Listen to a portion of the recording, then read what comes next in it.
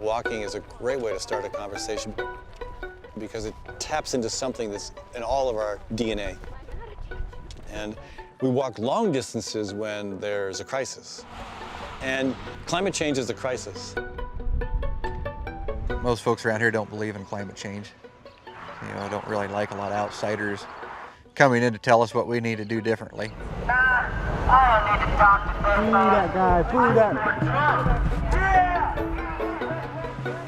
After the election, we're living in two different realities, two different sets of facts. Walking from town to town seemed like the best idea that I could come up with to try to repair that rift.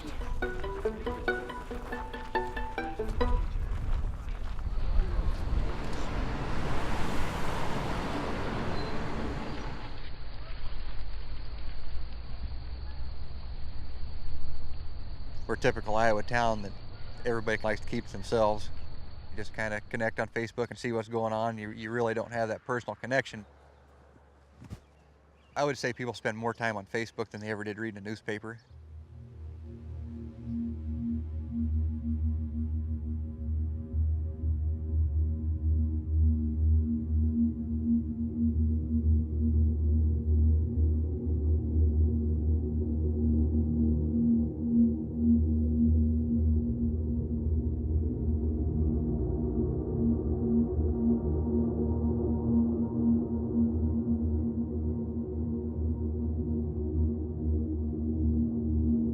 There was all kinds of rumors about what was going to happen when they came through here.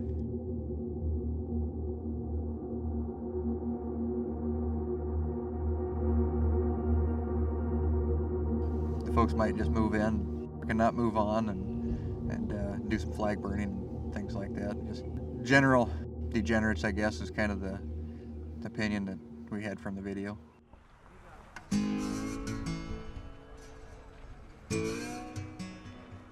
Well, the backlash from the video was almost immediate. And that first day, all day long, drivers were buzzing us. They were giving us the finger. Jeez. And it wasn't just the drivers.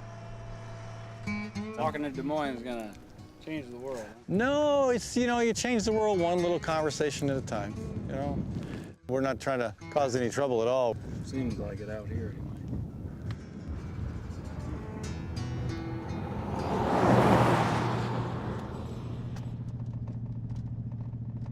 My family moved here in the 1850s, so we've been, we own the same farm that they homesteaded in the 1850s. Wife and I both graduated from Montezuma, and so we got married and had kids and joined the Army and got out, came back here, and been here ever since. The guy that lives up here in a camper, he used to come down here and make meth. They had guns and they had the coolers and the whole 9 yards. This is the corner where my daughter was killed. So, one of the neighbors hit her right there in the intersection. And then they sued us to pay for his truck. Iowa has a tendency to be a little standoffish to new things and new people. I didn't know the makeup of the group that was going to be here. My only concern was that they were going to be camped out here in our actual backyard, not just in the park back there.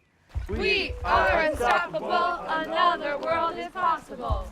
We are unstoppable. So we got to the camp, we were setting up, they were mowing next door. So I thought, oh, this is great, they're really making it nice for us. And then I looked over, and here was a red Jeep with the Confederate flag flying and the United States flag flying. And the Jeep was pointed right toward our camp. As far as the flags is concerned, everybody tends to be offended too easily. It's freedom of speech. I mean, basically, I was just letting them know that this is my property.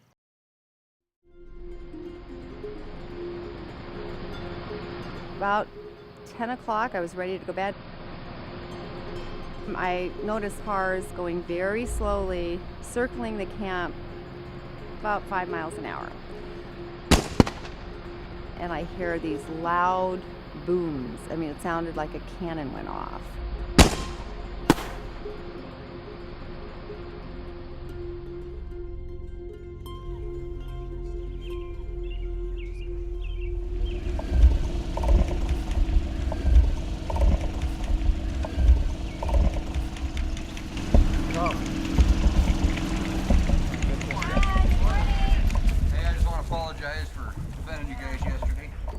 told you guys where guys come over and burn flags and that kind of stuff? No. And I don't tolerate that kind of thing? No, we don't do that. So, no, absolutely not.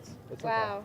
prayed about that last night and just really felt that I was wrong, so just wanted to come over and let you guys know that. Awesome. Hey, it was my fault for putting that Jeep out there. I think if I hadn't done that, I think we'd had a great time last night. Yeah. So. I'm Ed Fallon. Okay, Darren, your name sounds familiar. I'm a former lawmaker Okay. and kind of the guy who got this thing going. All right, Yeah. all right. And you live over here? Yep, yep. Okay. Wish you guys had a little better PR. Well, we tried. But Yeah, like I we say, all I talked to seen them. was what come across Facebook, and apparently it was Oh, wrong. wow. So sometimes the media needs to get ahead of Facebook. Yeah, true. Really irritated with my neighbors last night, shooting off. Oh, they're the ones shooting it off. You know, we really want to have people talk about climate change from whatever perspective they have. If Yep. it's you think it's a cyclical thing or who knows what, we want to have a dialogue. Sure. I mean, most people realize that something's going on with the weather, Oh yeah, yeah. I think it's cyclical, like you said, but but it's definitely something happening, right? yeah, I don't necessarily say it's man-made, but Yeah. you know, I guess time will tell. See, we have to respect that, and let's talk from there. Let's talk from there. You know. So, I can't think that we're doing the best thing for the environment. could you join us tonight, maybe? You know, I might think about it. Your whole family's welcome. Absolutely. Yeah, I encourage other folks in Montezuma to join us. We really Yeah, I'll love to do have that. people. He said, "Hey, you know, Right, exactly. welcome to Deep River." Right. You know, so So that was a beautiful moment. That was a beautiful turnaround moment.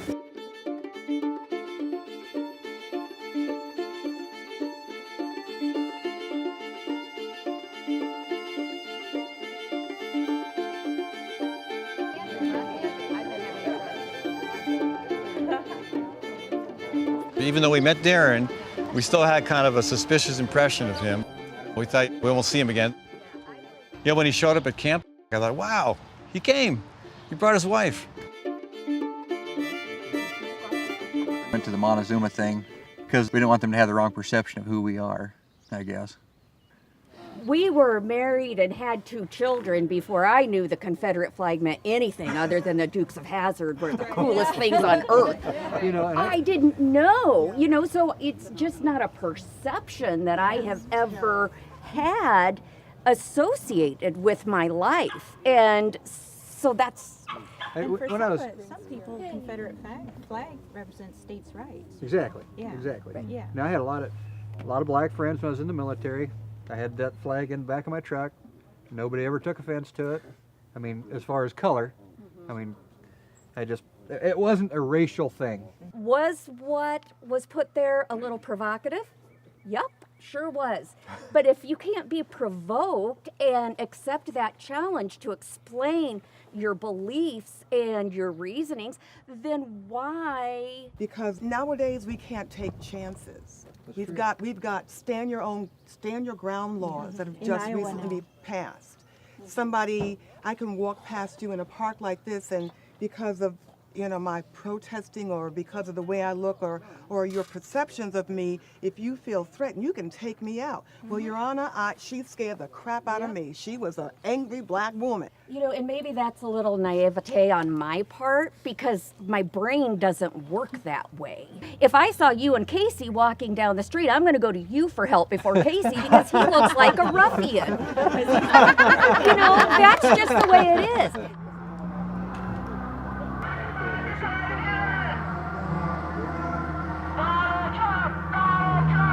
Now that's what gives Is that the kind of stuff that you guys have been dealing with? Yeah, and people were driving by, you know, they're doing this and they're going, you know, and they were speeding like within inches of Really? us on the highway. There were a few vehicles. Yeah. Okay. I've literally walked 700 miles across Iowa, and I never experienced what I experienced yesterday. Yeah, and he said, I guess it's because I'm walking with a bunch With of Indians. Indians, I don't know.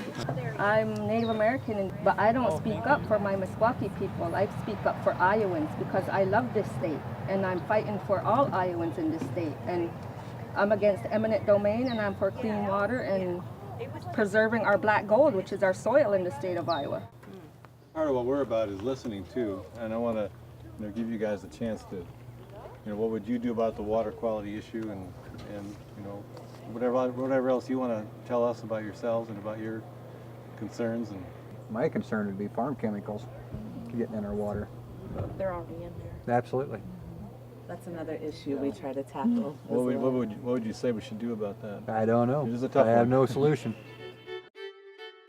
Water quality has been on my mind since I was a teenager. Some of it's going back to the old knowledge of, like your grandpa. You haven't been able to drink the water around here for years. You can do a lot. Is this for me to keep? Yeah, it is. Okay. If they hadn't come through, I would never had the reason to talk to anybody about it.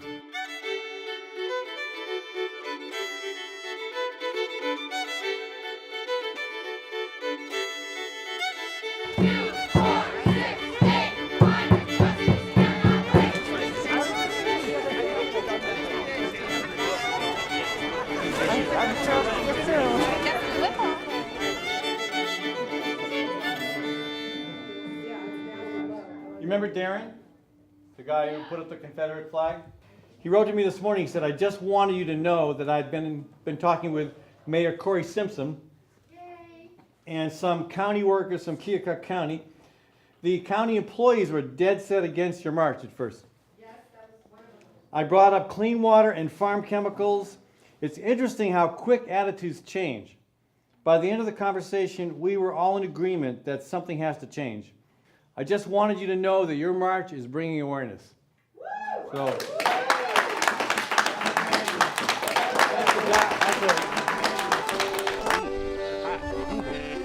Looking good.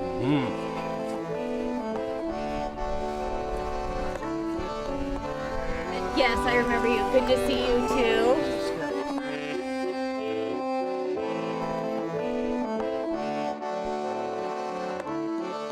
Hopefully we get some meaningful conversation out of this, and we do a kind of a redo from the last time everybody was here. I think we're going to have some good food and hopefully some good conversation. So yeah, it was actually 2 months ago today. Was it? Okay. 2 months ago today. Yeah. Any solutions that humanity has ever come up with has required thinking out of the box, including this system right now.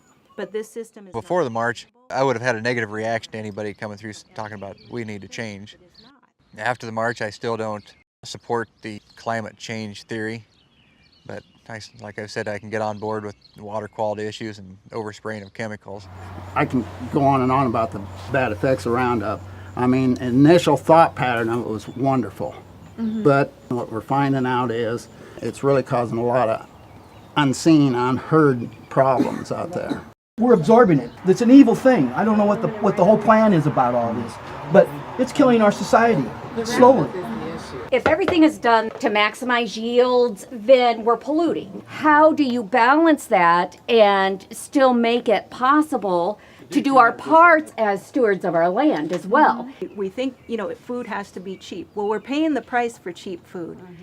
Casey was just... I don't like being the center of anything. I just kind of like to do my own thing and not be in the middle of stuff. It was good though. Had a great discussion. Maybe we should wrap this up. Why don't you send me ideas and let me see if we can come up with some kind of a summary of this and just kind of condensing ideas that we kind of agree on. Well, I will be quite honest that this was the absolute last thing I wanted to do. Not because I didn't want to visit with everybody. I hate confrontation.